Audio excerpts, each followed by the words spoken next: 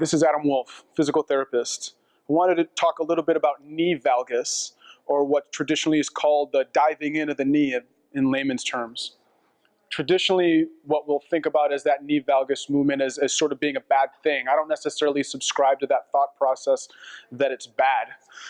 My friend and mentor, Dr. David Tiberio, gave me the best analogy for it, and that's, I think, about Goldilocks. And is it too much, not enough?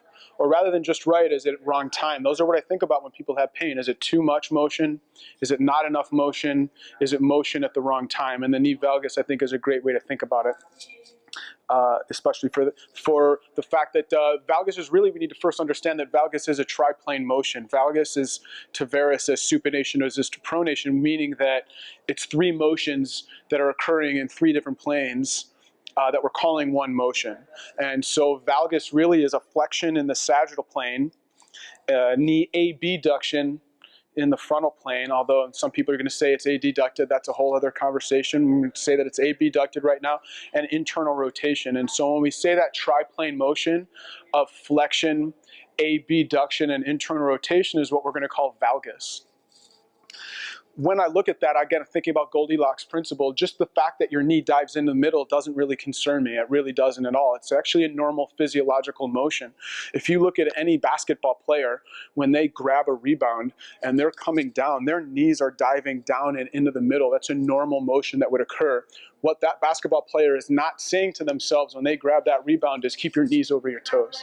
They're diving in. It's just a matter of how much they dive in. When it becomes an issue is when it's an issue. Is it more on one side versus the other? Are you able to control that motion on one side to the other? And when you can't control that motion is really when it becomes an issue. When I'm also thinking about knee valgus, I also think about foot position. We have to think about the foot because, as my friend and mentor Gary Gray says, the knee is sort of the dumbest joint in the body, meaning it's stuck between your foot and your hip. And if your foot or your hip has some issues in motion or stability, then your knee is sort of stuck in the middle with nowhere to go. And so we can appreciate the fact that if you have flat feet or collapsed feet, your foot still needs to go through collapsion, or that ability of the foot to go through more motion once it's there. If it can't go through more collapsion, which is a word I made up, or more motion, there's going to be some issues there, because what we need to understand is that the body needs to load and come out of it. It needs to, as Gary would say, load to explode. We need to be able to come into the motion and come out of the motion in a sequential manner. And so I look to see if that happens, and there's a bunch of ways to do that. But I really like the concept of, rather than looking at the knee, looking at the lower extremity and the fact that it has to control this motion right here. I'm exaggerating it, but it's something that the body has to do. And so that concept of loaded movement training, which is popularized by a friend of mine and mentor named Michel Dulcor of the Institute of Motion, really hammered home that thought process. In fact, he's the inventor of the Viper here, is Michel Dulcor. And so that thought process that he talks about of loaded movement training, that the body really doesn't know what a muscle is anyway. That's a man-made construct. What it really knows is motion and how to control those forces that are presented to the body. I really believe that injury most times occur when forces are presented to the body that the body can't really handle very efficiently as it's still getting loaded. And so the ability to train knee valgus, I think, is really important. Most times you're going to see people stay away from knee valgus when they're training. And I think that that's sort of missing a huge opportunity to realize that injuries occur when forces are presented. We got to take our knee into that position, particularly if you have knee pain and coming out of rehabbing from knee surgery or rehabbing knee pain. Now, obviously, if it hurts to go there initially, we need to regress it, and there's a bunch of thought processes and ways to regress it. If it hurts to go into this position right here, my foot straight ahead, well, what happens if I go into that position but my foot is internally rotated a little bit as I'm still straight? Does that maybe change it a little bit? Or maybe as opposed to coming across this way, if I go straight ahead, is that a little bit better? Okay, that doesn't hurt. What if I take my foot 5 degrees, left foot 5 degrees to the right? That doesn't hurt. 10 degrees to the right doesn't hurt. 15 degrees to the right, all of a sudden that hurts. Well, then that's where my variable, and that's something that I need to train. And that motion of training valgus, I think, again, is super important. I think it's also important to train it both top down and bottom up. And if you don't know what I mean by top down and bottom up, I'd encourage you then to look at some of the other stuff that we talked about and understand drivers and where the motion is being started or coming from. When our foot hits the ground, when we're walking, the motion is driven from the bottom up. And so we want to try to make that as authentic as possible. So I can get knee valgus this way where I'm reaching with my left hand. And man, I love this strategy. I do it a lot. If I take my left hand and I reach on that right 45-degree vector, sort of towards the ground at knee height or so, and I go this way, you could see there's a real nice valgus moment that occurs.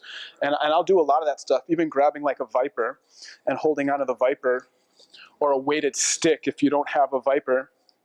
People have weighted sticks around. Okay, so I'll get into this position here and just reach, knowing that when I take that stick or hand or weight or whatever, I'm going to load that motion, that I have to all of a sudden control that motion. So you better believe that when I'm working with somebody to improve and control their knee valgus, recognizing that valgusing is a normal motion, you better believe that I'm going to do it in a bunch of different ways, starting with a reach here, however many. Maybe it's a stick where I'm going to reach. Or maybe I use the viper here, which, man, I love vipers. A bunch of things you can do with it. I can reach in different positions. I can take a step and then a reach. Notice that if I take a step and a reach, this is sort of an extension of this right here. I'm left foot stance, right toe touch support here. I'm reaching. Now I'm doing a left foot step, right 45, with a reach at that right 45 versus a step, then a reach, which is a sequencing thing. All of them are appropriate to control knee valgus. It's just a matter of what I can control and what's my threshold at. So if I can control a step and a reach, or excuse me, step then a reach, what happens when I do a step and a reach? If I can control that, maybe it's a step I pick my back foot up. If I step and my back foot's down, I'm still a little more stable than if I do that same step and pick my foot up. All of a sudden I took some stability away, I have to stabilize a little. So I think the lesson here is knee valgus is important. If you're not training it or looking at it, I think there's an opportunity to improve your training and rehab sessions with people that have knee pain. If you have knee valgus that's not controlled, I'd look at the foot and its ability to go through motion, particularly the midfoot probably, although the rear foot and ankle also. I'd also make sure that hip can control some of that motion. If you don't have the motion or stability at the hip, your knee's stuck in the middle there. So hopefully that leads you on some directions. I'll film some other things and show you some other movements that I like to load relative to knee valgus. And we'll use some of these vipers because a viper is a great tool to be able to do that. As always, we got to make sure we're ruling the tool though. So please, if you have any questions on what I did discuss that I sort of went through quickly today, please look back on the rest of the stuff that I have on my blog because all of it's there. You can check it out at adamwolfpt.com. I can find me on Facebook, Instagram. Thanks.